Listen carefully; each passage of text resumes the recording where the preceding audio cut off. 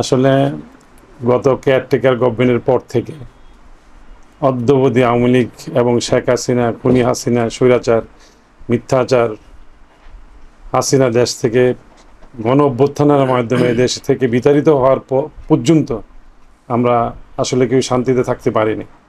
ওর একটা আক্রোশই ছিল যে যারা শান্তিপ্রিয় মানুষ, যারা এই দেশে কাজ করে, তাদেরও উনি জঙ্গি, জামাত, বিএনপি বলে তাদেরকে নির্যাতন করতো বিভিন্নভাবে, এবং যারা দলীয় লোক ছিল ম্যাক্সিমামই তাদেরকে এইভাবে ডাইরেক্ট উনি নির্যাতন করতো, এবং কর্মীদেরকেও নির্দেশ দিত যে ওইভাবে তাদেরকে অত্যাচার করার জন্য, তারা যেন এই দেশে থাকতে না পারে, এই দেশে এই কোনো কিছু ব্যবসা বাণিজ্য প্রতিষ্ঠা করতে না পারে। সেভাবেই তার ডাইরেক্ট সেই এই চিফ, আওয়ামী লীগ চিফ, সেইগুলো বলে ডাইরেক্ট এইভাবে নির্দেশ দিত। আর তার মতো এরকম লোক যে আমরা তো এই দেশের লোক, আমরা কিন্তু মুক্তিযোদ্ধা সন্তানের লোক, আমরাও এই দেশে বাস করি, আমাদের দেশে রাইট আছে সব কিছু করার জন্য, বলার জন্য, আমরা করছি, কিন্তু তারপরে সে অনেক বাধাগ্রস্ত হচ্ছে। এবং যখনই কোনো সিচুয়েশান হইতো তখনই সে আর এই বিএনপির লোক বা জামাতের লোক বা যাদের বিরুদ্ধে তারা কাজ করছে, বিরোধী দলের সব কর্মীদের এবং নেতাদের উপরে ওই অপারেশন চালাইতো যে তাদেরকে ধরো, তাদেরকে জেলে ঢুকাও।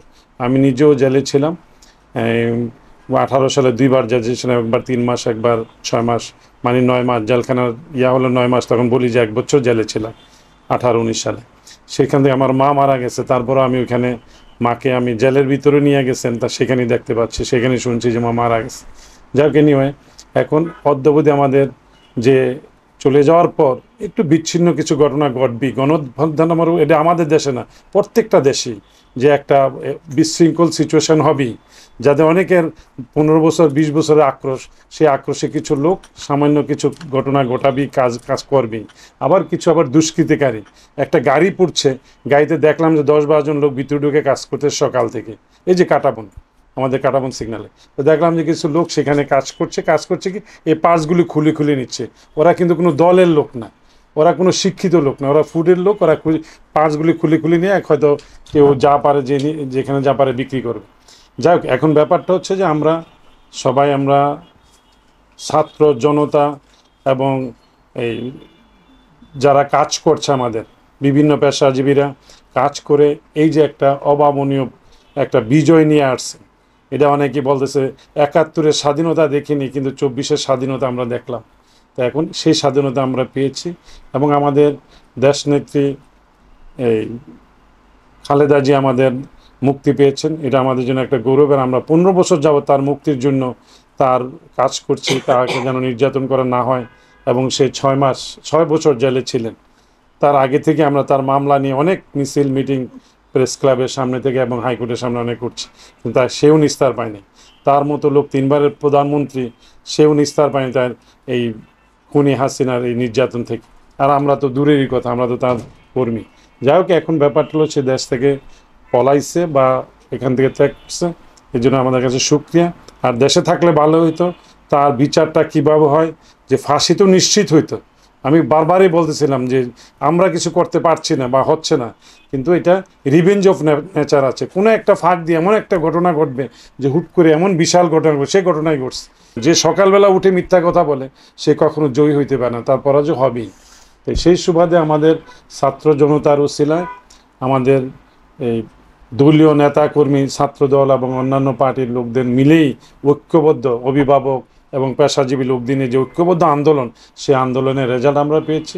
আবার আমাদের ভারপ্রাপ্ত তারেক রহমান বিদেশ থেকেও বলছেন যে আমাদের রেজাল্ট পেয়ে গেছে, আমরা এখন শান্ত থাকতে হবে, আমরা যেন অধৈর্য না হয়ে যাই। আমরা ওই যে দেশ রক্ষা করতে হবে, আগে দেশ রক্ষা করতে, আমরা স্বাধীনতা পেয়েছি কিন্তু স্বাধীনতা রক্ষা করতে হবে, সেই সুবাদে সবাইকে শান্ত রাখতে বলছেন। আজকে আমাদের সমাবেশ ছিল, সেই সমাবেশে উনি এই ভার্চুয়ালি স্কাইপিতে বক্তৃতা দিয়েছেন, খুব সুন্দর বক্তৃতা দিয়েছেন। আমাদের সবাইকে বলছে তোমরা ঐক্যবদ্ধ থাকো এবং একসাথে থাকো এবং শান্তভাবে থাকো, যেন কোথাও কোনো ডিস্টার্ব না হয়, কেউ যেন অশান্তি না হয়। আজকে আমরা স্বাধীন হইলাম, কিন্তু 2 দিন পর যদি আমাদের প্রতি কেউ বিরক্ত না হয়, জনসাধারণকে নিয়েই এদেশের জনগণই এদেশের শক্তি। আমাদের এই দেশনেত্রী খালেদা জিয়া, উনিও অসুস্থ মানুষ, তারপর উনি এই অডিও একটা বক্তৃতা দিয়েছেন। সেই বক্তৃতা আমাদের সবাই ওনারও একই বক্তৃতা যে আপনারা দেশের মানুষ, উনি মাটি ও মানুষের নেত্রী, উনি বলছেন যে সবাইকে শান্তি থাকার জন্য, উনি সবসময় আমাদেরকে বলছেন শান্ত থাকার জন্য এবং জনগণকে সাথে নিয়ে কাজ করার জন্য। উনি সেইভাবেই আমাদেরকে বলছেন, আজকে তাই কথা বলেন। তো আমরা আশা করি তারেক রহমান এদেশে ফিরবেন। এদেশের ছাত্র জনতা যারা আমাদের এই দেশের যারা এই যে প্রায় 1000-এর উপরে মনে হয় মারা গেছেন লোক, আমি সঠিক ইয়েটা বলতে পারবো না, কিন্তু তাদের শাহাদাত বরণ করেছেন, তাদের শাহাদাতের জন্য আমরা সমবেদনা জানাচ্ছি, তার ফ্যামিলির প্রতিও। যারা মারা গেছেন তাদের তো শাহাদাত হয়েই গেছেন, আর যারা এখন হসপিটালে পঙ্গু অবস্থায় আছেন প্রত্যেককে অন্তত একদম A to Z লোককে যেন আমরা সেবা করতে পারি, তাদেরকে ফাইন্যান্সিয়ালি যেন হেল্প করা যায় তাকে এবং তার ফ্যামিলিকে। আর যারা মারা গেছেন তাদের ফ্যামিলিকেও যেন আমরা প্রত্যেকেই, যে গভর্নমেন্টে আসুক বা যেই আসুক, কেয়ারটেকার আসুক, পরবর্তী ইলেকশন হোক, তাদেরকে যেন আমরা রীতিমতো এই মুক্তিযোদ্ধা যেমন ভাতা দেওয়া হয় তাদেরকে যেন ওইভাবে ভাতার ব্যবস্থা করা হয়, এটা আমার আবেদন থাকবে তাদের প্রতি বা গভর্নমেন্টের প্রতি এবং দেশে যারা কর্মকর্তা থাকবেন তাদের প্রতি। তো এখন ব্যাপার হলো আমিও এই দেশের সব জনগণকে যারা এই অভ্যুত্থানের কিছু এই দুষ্কৃতিকারীরা কিছু কাজ করে, এটাই স্বাভাবিক। আবার কেউ কোনো কর্মীরাও তাদের আক্রোশে কাজ করে, অনেক লোক এরকম খারাপ কাজ করছে।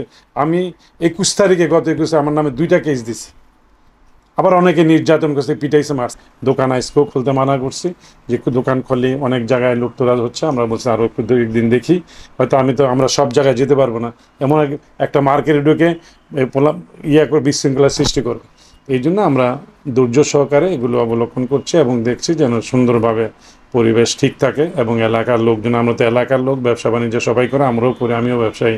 তো সবাই এই জন্য সবাইকে ধন্যবাদ জানাচ্ছি এবং তারা যেন ঠিকমতো তাদের ব্যবসা করতে পারে এবং এইভাবে আমরা সুন্দরভাবে পরিবেশ ঠিক রাখার জন্য কাজ করছি।